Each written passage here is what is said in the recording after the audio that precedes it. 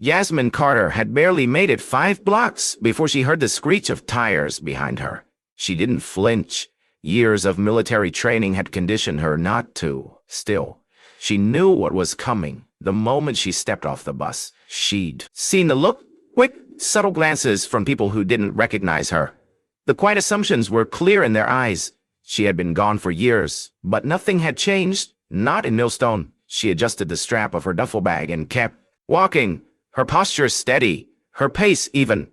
But then she heard a car door slam shut, followed by the unmistakable sound of boots hitting the pavement. "Hey, you! Hold it right there!" She turned smoothly, making no sudden movements, and faced the officer.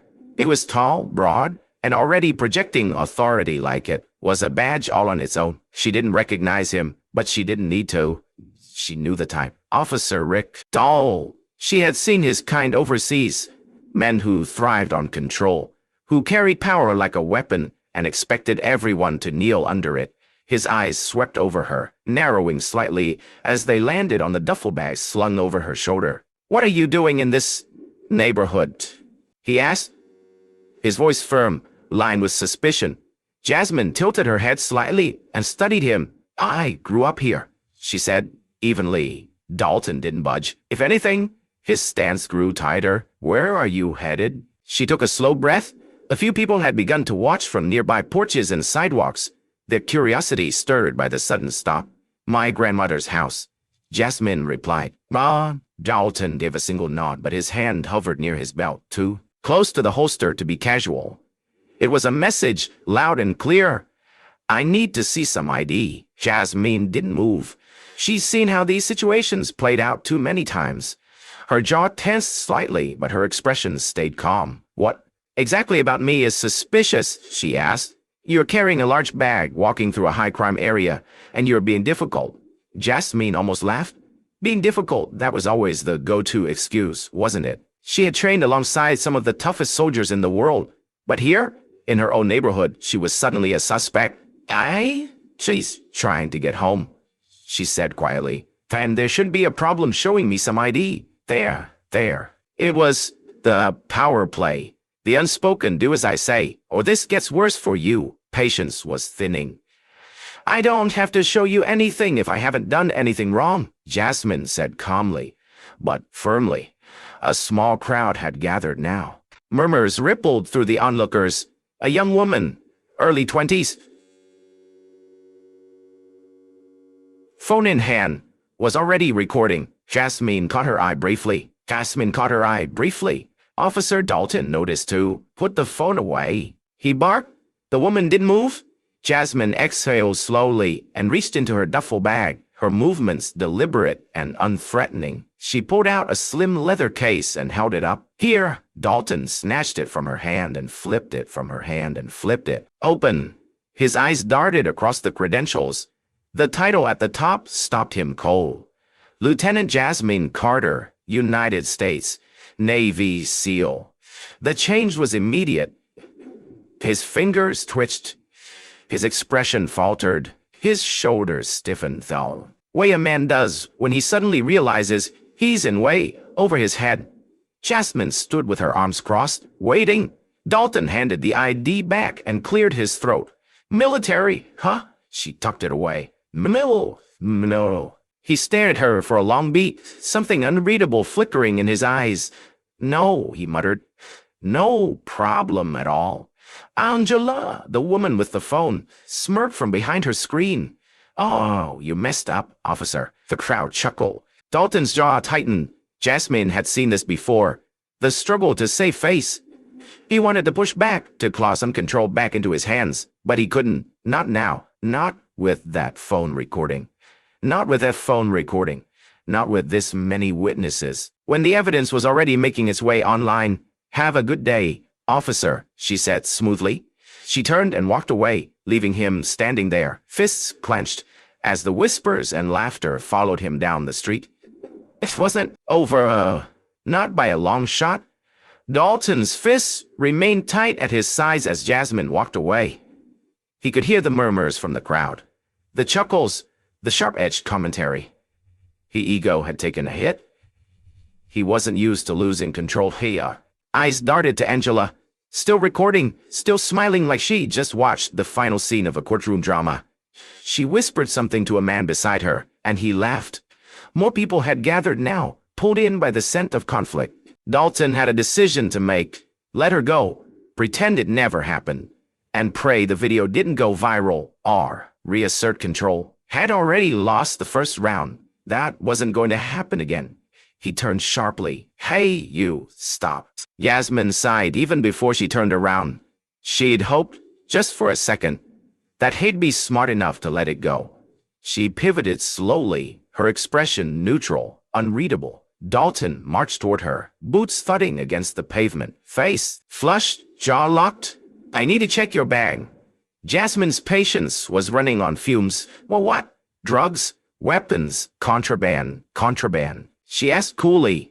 Pick one. A few gasps rippled through the crowd. Angela let out a low, amused chuckle. Oh, wow. You really don't know when to quit? You really don't know when to quit? Angela said, almost to herself. Jasmine stared at Dalton, unmoving. You're asking a Navy SEAL if she's smuggling drugs? You heard me, he said. Silence fell. The street was still. The air hung between them, fragile, like a glass on the edge of a counter, just waiting to fall. Need probable cause, she said, her voice smooth, even. And right now, all you've got is a bruised ego. Dalton stepped closer. I don't need a reason. Jasmine raised a brow. That's not how the law works. His lip curled. He was losing ground and he knew it, but he was still swinging for control. Open the bag, he snapped. The murmurs from the crowd swelled. A teenager in a hoodie muttered, damn. She really said no again. Angela zoomed in, her phone trained on. Dalton's face? You sure you want to do this, officer?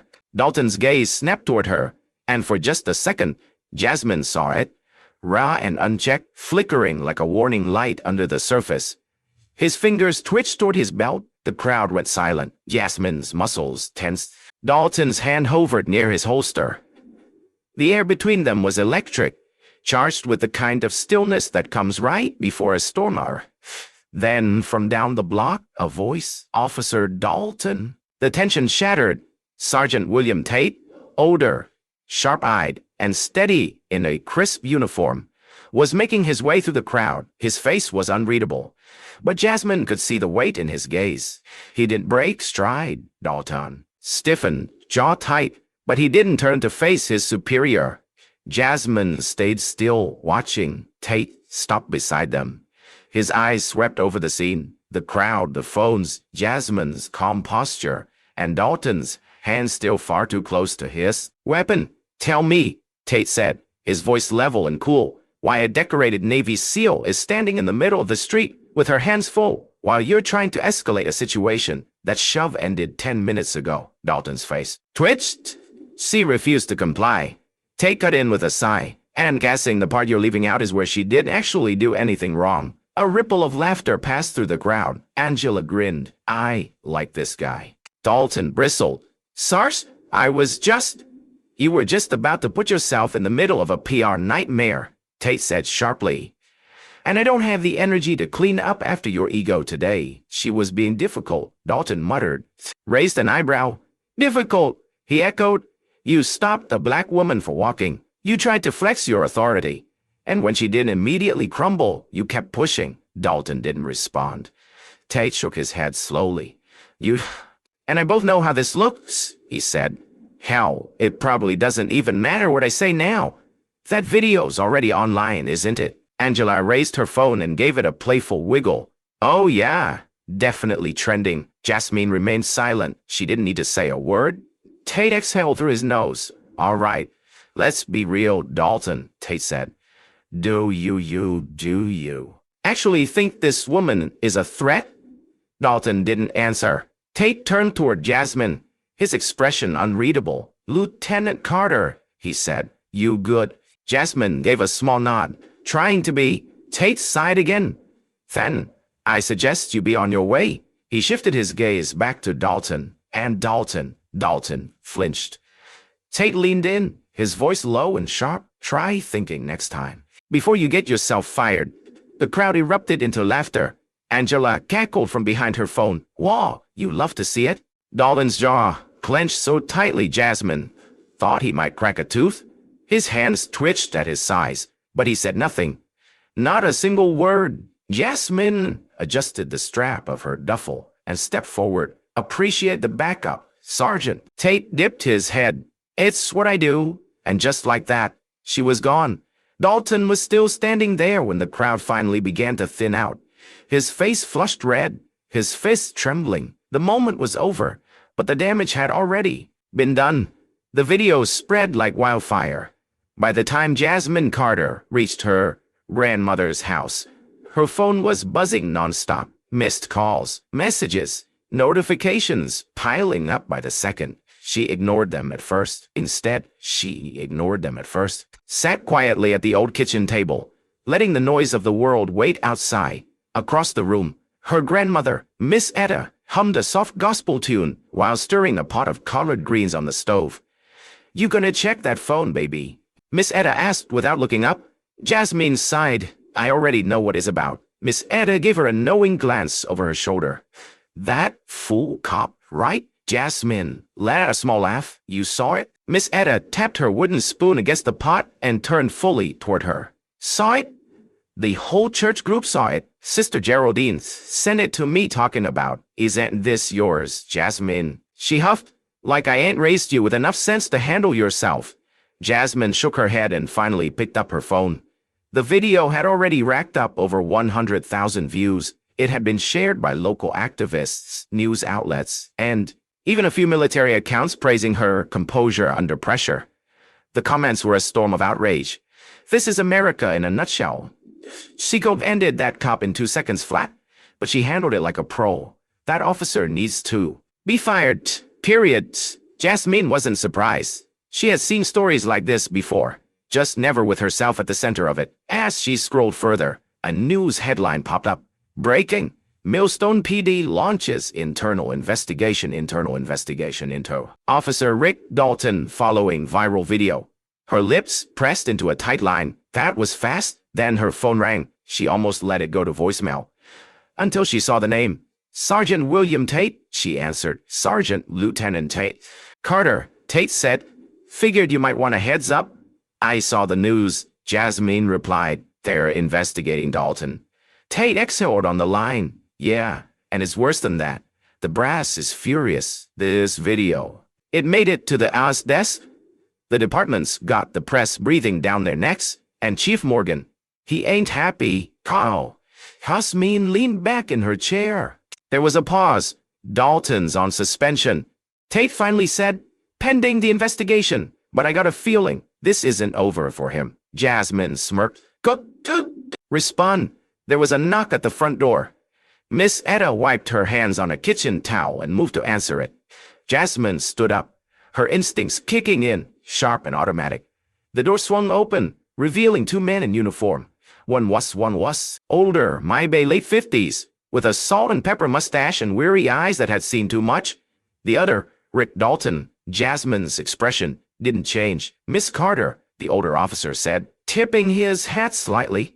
Monroe Millstone PD. He gestured to Dalton. You already know, Officer Dalton. Jasmine folded her arms. Yeah, we've met. Dalton's jaw was tight, his shoulders stiff and square. Monroe sighed. We need to talk. At Jasmine, then stepped aside. I all better keep this respectful, she warned, then disappeared back into the kitchen. Jasmine nodded toward the small sitting area. Gas, go ahead, Captain. Monroe took a seat. Dalton remained standing. Jasmine didn't bother offering him a chair. Monroe cleared his throat. I'll get right to it. This situation, for Dalton, for the department, he met Jasmine's gaze. For the city, Jasmine said nothing. Monroe sighed. The ZAF's pushing for action. The chief is under pressure to make an example of someone. There's talk of termination. Jasmine glanced at Dalton, whose face remained unreadable, though his fist twitched slightly at his sides. Monroe continued, I'm here because Dalton requested to speak with you. That caught Jasmine off guard. Her brow lifted slightly. Did he? Monroe nodded. Said he has something to say. Jasmine turned to Dalton. Go ahead, then. The tension in the room thickened like a thundercloud. Dalton inhaled sharply, his throat working as if swallowing pride was a painful process. He stopped, adjusted his stance, then pressed his mouth into a hard line before exhaling slowly. I shouldn't have stopped you. Jasmine tilted her head slightly, waiting. Dalton looked like he was chewing on glass, and I overreacted. She let the silence stretch out between them, her gaze unwavering. Monroe cleared his throat. Hey means he's sorry. Jasmine's lips curled just slightly. He can say it himself. Dalton's jaw ticked. A muscle in his neck twitched. Finally, he muttered, I'm sorry. Jasmine leaned in just a little. For what? Dalton looked like he wanted to be anywhere else. His voice was tight, low, rough. For profiling you, for escalating, for being. Dalton's hands flexed at his sides. For being wrong. Jasmine held his gaze. Are you apologizing? Because you mean it, or because you got caught? Dalton didn't answer right away. Then finally he said, both. Jasmine nodded slowly. Captain Monroe exhaled in what almost sounded like relief. That's something. At least, Jasmine's fingers tapped softly against the arm of the chair. So what now? Monroe hesitated. We're discussing disciplinary action, but he looked at her carefully. Would you be willing to give a statement? If you say you accept the apology, it could help. Jasmine arched a brow. Help who? Monroe shifted slightly in his seat. It could mean the difference between Dalton losing his badge or just facing a suspension. Dalton's eyes flickered with something. Hope, my baby. Jasmine studied him. She had the power now. And she had a power now. Choice. She could let him crash and burn. Let the department make an example out of him. Or she could do something unexpected. After a long pause, she finally exhaled. They'll think about it. Think about it. Dalton's shoulders sagged slightly with a mixture of disappointment and relief. Still, he nodded. Monroe stood. That's fair. Jasmine stood as well, squaring her shoulders. But let me make one thing clear. Dalton looked at her, eyes steady. If you ever pull something like this, again, she said, voice calm but hard as steel, I won't just let the internet handle you. I'll make sure you never wear a badge again. Dalton swallowed hard. Understood. Monroe gave a small nod. Appreciate your time, Lieutenant. Jasmine didn't respond. She just watched as they turned and left.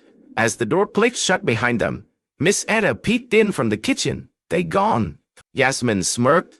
Yeah, Grandma. They're gone. Miss Etta shook her head. They sure had some nerve coming into my house like that. Jasmine chuckled.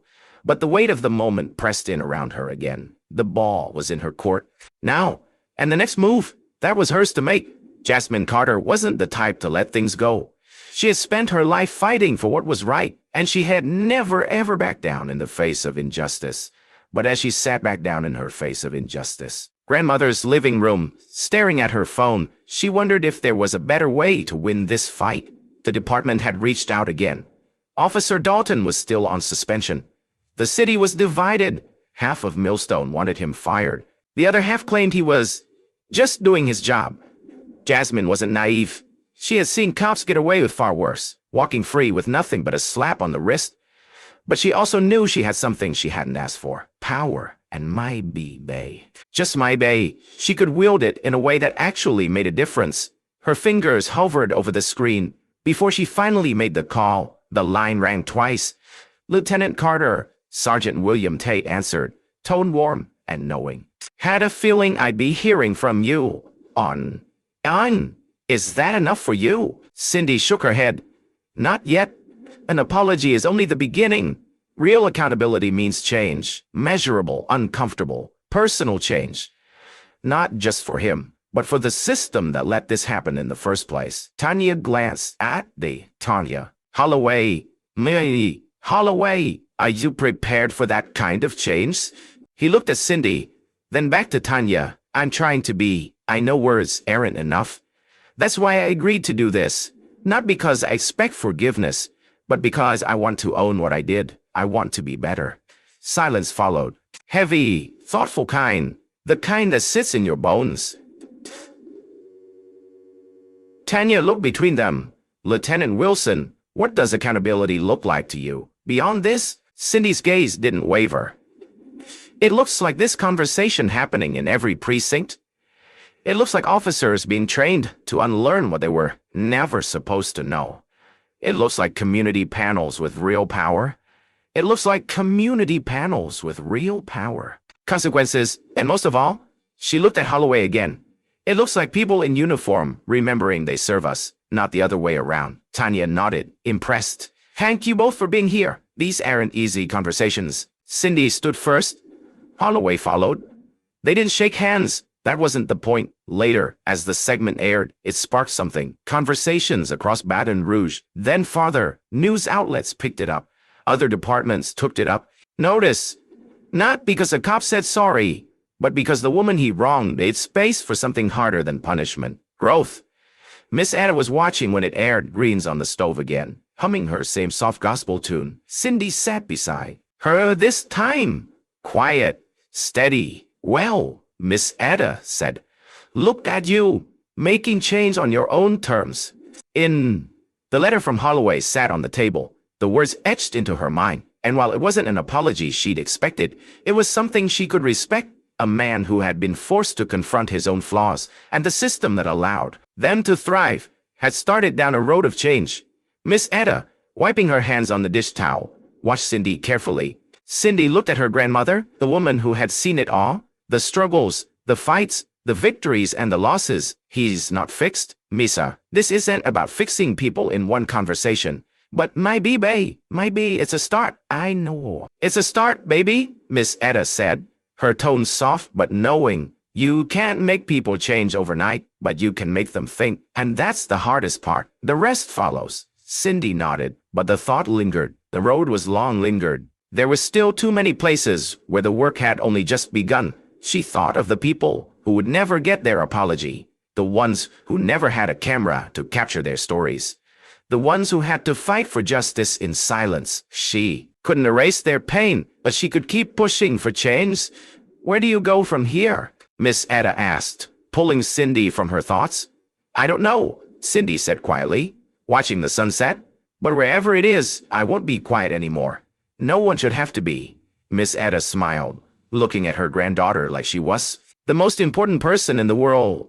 I know that, baby, I know that. As Cindy sat there, the sound of the world outside, the neighborhood she had grown up in, felt different now, quieter somehow, like the calm before the storm of change. She had made her mark, not with violence or anger, but with persistence and clarity. And she wasn't done yet. The work would continue. But for tonight, she let herself breathe, just for a moment. The fight wasn't over, but she had, something important, and sometimes that was enough. The lesson learned through Cindy's story is one of accountability, power, and the importance of standing up for what is right, even when it's difficult. Cindy's experience highlights the need for individuals to be held accountable for their actions, regardless of their position or status, and for systems to be more reflective of fairness and justice for everyone. It teaches that change doesn't always come in dramatic, immediate shifts, but in the quiet strength of those who are willing to confront injustice, demand answers, and take action to ensure that it doesn't continue. Cindy showed that personal growth, for both individuals and institutions, begins with acknowledging mistakes, having the courage to make things right, and committing to improvement. The story also reveals the power of transparency and open communication in resolving conflicts. By facing her oppressor head-on, Cindy opened a door for meaningful dialogue, showing that sometimes the hardest conversations are the ones that lead to growth. She made it clear that forgiveness is not always an immediate response, and that true change takes action and effort beyond words. Lastly, the lesson emphasizes that people in positions of power, like law enforcement officers, must always remember their responsibility to protect and serve all communities, not just those they're comfortable with. The accountability and humility shown in the story remind us that no one is above the law, and when mistakes are made, they should be met with learning, growth, and an unwavering commitment to doing better.